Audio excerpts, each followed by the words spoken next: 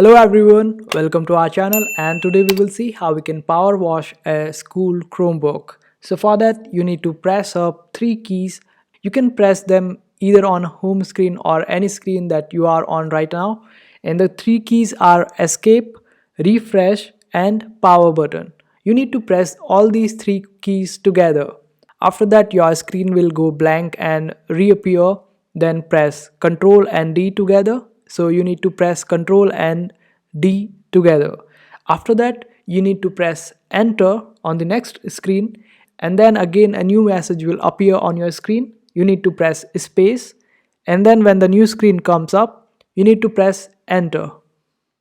Make sure that you write up all these keys that you need to press in a sequence wise, in a chronological order, and after that you will be prompted to select a Wi-Fi for your Chromebook. Just select that and just go with the flow and you will be able to do it. And that's how you power wash your school Chromebook. I hope this video was helpful. Make sure to hit that like button and also subscribe to our channel for more helpful videos.